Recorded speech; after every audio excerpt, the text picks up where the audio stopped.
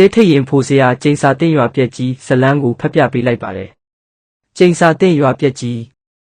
ပဲခူးရုံမှတောနက်ကြီးတစ်ခုရဲ့အစွန်ဖျားမှာညောင်မင်သားလို့ခေါ်တဲ့ရွာတစ်ရွာရှိခဲ့ဘူးပါတယ်။တစ်ချိန်ကစီကားခဲ့တဲ့ဒီရွာဟာအခုချိန်မှာတော့လူသူအရေးရောင်မရှိတော့ပဲခြုံနဲ့ပိတ်ပေါင်းတွေဖုံးလွှမ်းနေတဲ့ရွာပြက်ကြီးဖြစ်တာကြံရစ်ပါတော့တယ်။တနေ့တော့ညနေဆောင်ချိန်မှာကြော်စွာဆိုတဲ့တစ်လုံငန်းလောက်ကင်သူလူငယ်တစ်ယောက်ဟာတောထဲမှာလမ်းမပြီးအဲ့ဒီရွာပြက်ကြီးဘက်ကိုရောက်သွားခဲ့ပါတယ်။မိုးကလည်းရွာမိုးချုပ်ကလည်းနီးလာတာမို့ရွာပြက်မှန်းမသိပဲအမိုးအကာလုံလောက်တဲ့အိမ်တအိမ်မှာဝင်ခိုးဖို့ဆုံးဖြတ်လိုက်တယ်။ရွာထဲကိုခြေချလိုက်တာနဲ့တမျိုးကြီးခံစားလိုက်ရတယ်။လေတိုက်တန်တွေကလူတယောက်ညီးတွားနေတန်လို့တရွက်တွေလှုပ်ခတ်တန်ကခြေတန်လိုနဲ့တိတ်ဆိတ်လုံးပြီးကြောက်စရာကောင်းနေပါတယ်။သူဝင်ခိုးမဲ့အိမ်ကြီးကရွာလဲခေါင်မှရှိပြီးတိုင်လုံးကြီးတွေကမပြက်စီးသေးပေမဲ့အိမ်ထဲမှာတော့ဖုံတွေပင့်ကူအိမ်တွေနဲ့ပြည့်နေနေပါတယ်။ကြော်စွာအိမ်ပေါ်ထက်ကိုရောက်တော့ထူးဆန်းတဲ့အတန်တစ်ခုကိုကြားလိုက်ရတယ်။ဒုံဒုံဒုံ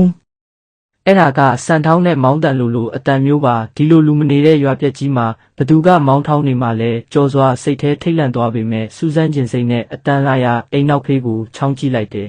။လာရောင်ဖြော့အောက်မှာမြင်လိုက်ရတဲ့မြင်ကွင်းကြောင့်ကြော်စွာခြေထောက်တွေတုံရီသွားတယ်။အိမ်နောက်ဖေးကမောင်းစုံမှာအဖွားအိုတယောက်မောင်းထောင်းနေတာပါဒါပေမဲ့ထူးဆန်းတာကအဲ့ဒီအဖွားအိုရဲ့ခေါင်းကအနောက်ဘက်ကိုလဲနေပြီးမျက်နှာကကြောစွာရှိရာကိုစိုက်ကြည့်နေတာပါပဲမျက်လုံးတွေကဖြူဆွနေပြီးပါးစပ်ကနိုင်ရွက်အထိပြဲနေအောင်ပြုံးနေတယ်။ဧည့်သည်ရောက်နေတာပဲ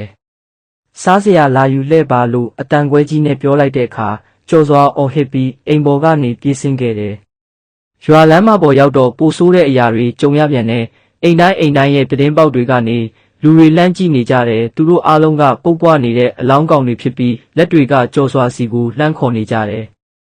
ကြော်စွာတတိယလိုက်တဲ့ရှေးလူကြီးတွေပြောဘူးတဲ့ညောင်မင်သားရွာရဲ့ကျိန်စာအကြောင်းပါလွန်ခဲ့တဲ့နှစ်ပေါင်းများစွာကဒီရွာသူရွာသားတွေဟာရွာဆောင်နှက်ကိုဂတိပြက်ပြီးဖျားရတနာတွေကိုတူးဖော်ယူငင်ခဲ့ကြလို့တရွာလုံးကယောဂဆိုးနဲ့တေဆုံးခဲ့ကြရတာပါတေသွားပေမဲ့ဝိညာဉ်တွေကမကျွတ်လွတ်ပဲသူတို့ရွာကိုဖျက်တမ်းသွားသူတိုင်းကိုဖမ်းစားလေးရှိတယ်ဆိုတာပါပဲကြော်စွာအသက်လူပြီးပြေးခဲ့တယ်နောက်ကနေတရွတ်တိုက်လိုက်လာတဲ့ခြေတံတွေမပြေးနဲ့ဆိုတဲ့အော်တန်တွေကနားထဲမှာတက်တင်ထက်နေတယ်ရွာထွက်ညောင်ပင်ကြီးနားရောက်ခါနီးမှာပဲသူ့ခြေထောက်ကိုအေးဆက်လက်တစ်ဖက်ကလှမ်းဆွဲလိုက်တယ်ဖျားကဲပါကြော်စွာရွတ်ဖက်ပြီးရုန်းကန်လိုက်တဲ့အချိန်မှာလေပင်မှာဆွဲထားတဲ့ပရိတ်ကျိုးလေးကတောက်ပသွားပြီးလက်မဲကြီးလွတ်ထွက်သွားခဲ့တယ်သူအားကုန်သုံးပြီးရွာပြင်ဘက်ကိုပြေးထွက်နိုင်ခဲ့တယ်